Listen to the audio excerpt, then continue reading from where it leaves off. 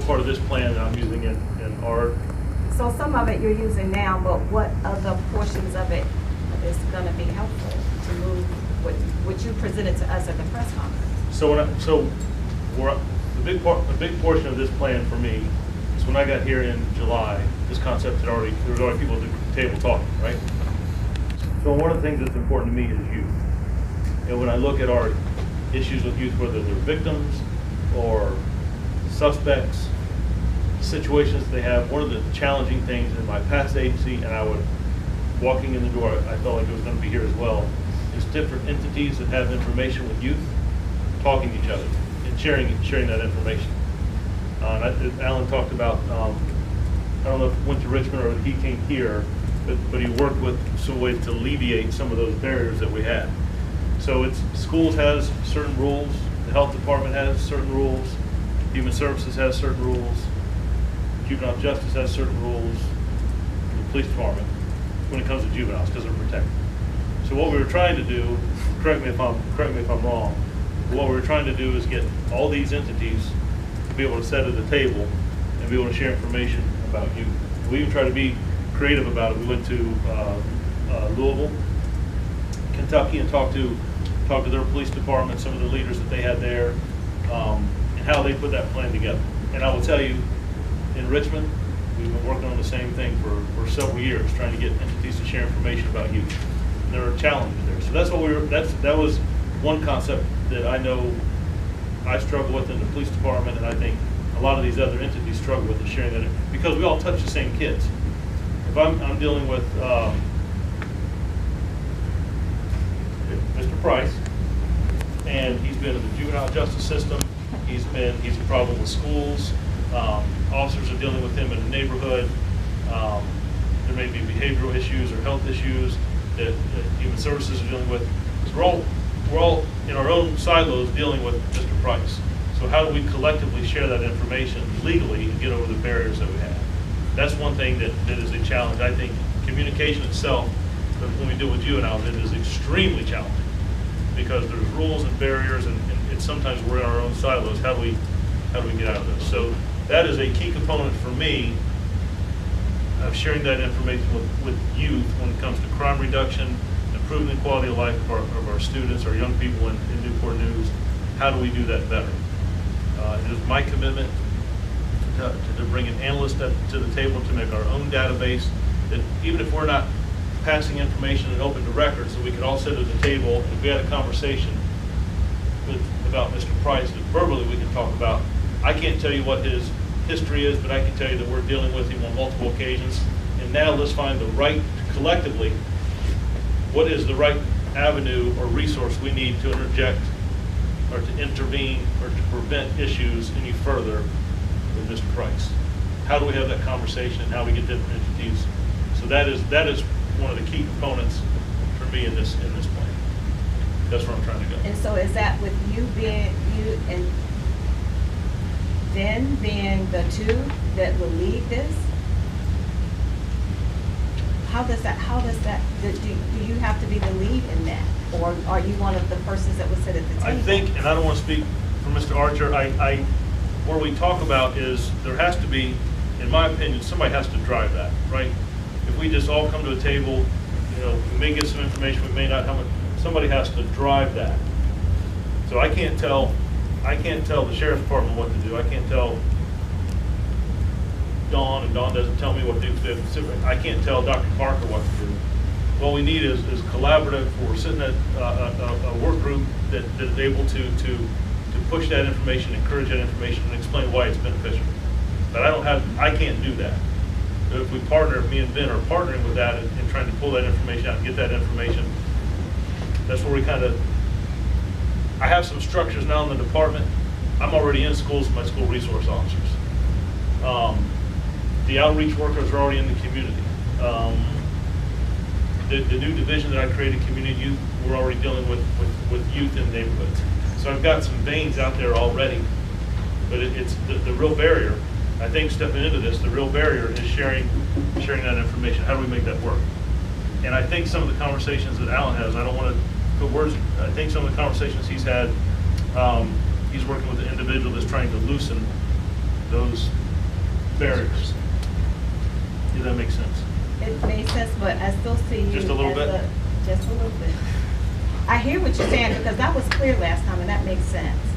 But how you gonna do that as the lead of that, and then take care of all of the other stuff that you got on your, that you've outlined for crime for prevention? I don't see why you would be. To me, it's all connected. See, I mean, this is just part of it, okay? If y'all say so. That's the I'll way be I see quiet. it. I ain't gonna say nothing And I else. think having it there is, if somebody does have to drive, and somebody does have to see the big picture, is what I'm seeing. But seeing the big picture and being able to oversee that as well as oversee everything else with it. But it's all of one. For the police department, that's a lot. I know it is, but. So I think that's one of the reasons, I think that's what Dr. Woods Warrior was helping us with, is how do we, to one, see the importance of that, how's the best way for us to collaborate that, how many meetings do we need to have, who's at the table, and it's gotta be, I can't be sending a sergeant to that meeting. I gotta send somebody who can make decisions at that meeting. So to start out with, my suggestion was that I would start out from the police department. It would be me to show the commitment, right, and two, to set up the structure, right. Once we get that information sharing going, once we get the best practices and the resources, I would probably step back from that and give that to Chief Randall, who oversees community youth and outreach, which is under Morgan Tejan's and that group there. But to get it started, I would want to play an active role in that. And I do believe, the more interaction we have with you, the more interaction we have with our communities, it's another tool to reduce crime. Will it do it completely? No. But when I look at the number of shootings we have, the number of cases we have involved in where our youth are in situations where they're in schools, in neighborhoods, social media, back and forth, a lot of these entities are touching. You all know better than me. A lot of these different entities that I've mentioned, we're all touching the same kids. We're all interacting with the same kids. So anything we can do to make things better and assign a case agent that they can get them the right resources, because an arrest might be the best thing to do to Mr. Price. There may be an individual that's wreaking havoc in our neighborhoods, and that's who we Can you do get. that now for us? No, but you all would bond him out, too. So, No, we would not bond him out. so an arrest might be the best thing. The other thing might be, Ben may say, no, we have services, this is the best we need. Or it may be an issue with schools, it may be an issue with poverty, it may be an issue with mental illness. That I'm not trying to arrest a youth who has mental illness problems. I just need to get him or her into the right resource where they can get the help that they need. And I may have some of that information that may lend to that ability. If you say you can work with it, okay. That's what was my initial interpretation of the whole program. Even went back to last summertime when we started off with the show cap presentation, was to have something that would holistically help the individuals. And that's what I see when we have these different departments working together, because like you said, it's difficult when you have a 16-year-old wreaking havoc in the community, but nobody knows they can't pull up, he has mental health challenges, which could hold a whole different approach in which Yes. their interaction. So that's what my interpretation was from the beginning. And when we talk about the STEP program, I know probably some of the frustration was because there was questions asked about how effective has it been with some substantial data, which I guess that hasn't been displayed yet.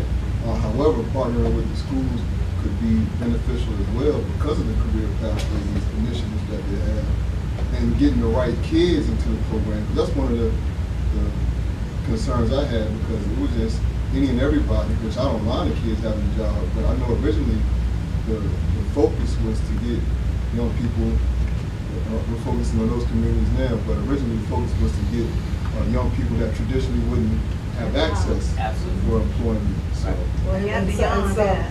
so that's right. And so everybody shouldn't be grouped in the fact that just because you're low income doesn't mean you're into crime. So while we're worrying about 20 of the gang members, poor little Jaquita over here with AIDS, just trying to get a job so she can build her career, we shouldn't, it's February, we shouldn't hold everything up so they can't get their jobs because of the people people that we should already know in crime because we've been going for 5 years already. We should already know, we should already have hooked them up to Yep. other agencies, but it seems like from this, it's reinventing. So when March comes, which is right around the corner, when we should be giving our application of having them register, we're gonna still be doing this? Because Ridley and Marshall and Courthouse Green were not on, well, in that order on the list. So that's been added.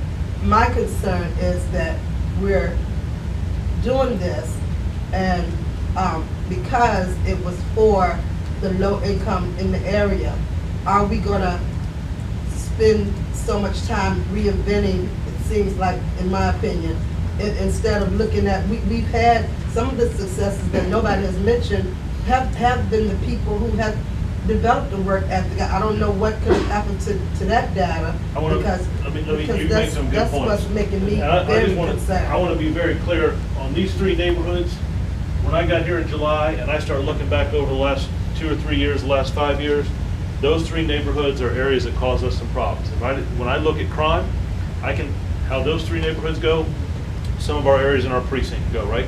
So those were clearly 3 areas that I want to identify on.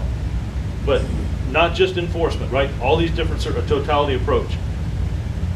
That's the areas, and with the outreach workers, I would divide them into 3 groups, and I would use the community outreach workers in these 3 neighborhoods. That Yeah, would be and I totally agree. Now, the I STEP agree. program with employment, I think, is somewhat, Yeah, a little that's what I'm different than, talking- it's a yeah. little Right, that's different than. Exactly. Right, That's it needs to right. be separated out, Yeah. that's what I'm saying, Yes. it's too Not convoluted. exactly. Yes, and so the administration, again, the administration of STEP would not be a responsibility of this group. But you're adding it into the plan, Alan, that's the problem. You're adding that into the old stuff and that, and because his focus is not just on youth, but it's on crime for the whole city. But you're adding it all together.